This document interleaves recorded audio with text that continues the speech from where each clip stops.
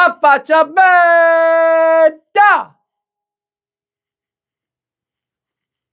Un usaccio si s'affaccia.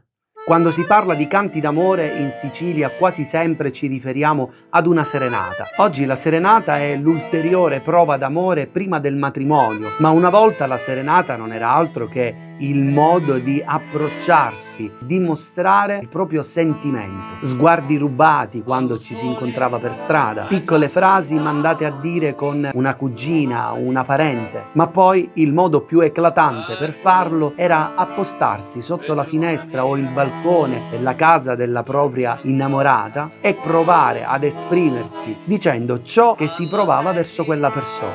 L'ultima parola, la vera decisione, spettava proprio a lei, alla donna o ai suoi genitori. Quindi se non ricambiava l'interesse aprendo la finestra, aprendo la porta, insisteva giorno dopo giorno, sera dopo sera ad appostarsi sotto alla casa della sua amata finché non riceveva un riscontro positivo o negativo. Ma c'è un canto divenuto famosissimo nella tradizione siciliana che spesso facciamo l'errore di contrassegnare come serenata e invece parliamo di una mattinata. Ecco, a me piace pensare che questo giovane siciliano si sia appostato per più sere sotto la finestra della sua amata e poi una sera la stanchezza del duro lavoro compiuto lo abbia tradito e lui si sia addormentato e quando si è svegliato ed era già mattino guardò la finestra e si sentì mortificato che non poté cantare la serenata. Guarda la finestra, si improvvisa poeta e inizia a recitare a faccia bella!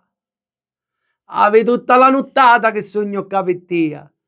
Signio la luna li stiddi e vinne lo soli e tu ancora non mi dune nuddo segno. Bella, quando nascisti tu sbuccia una rosa e l'odore d'un miglio si senteva.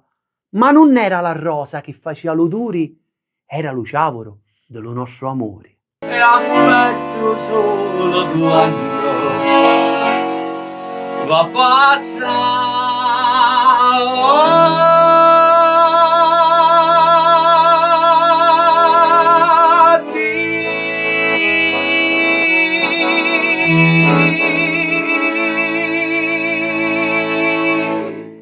A faccia bella!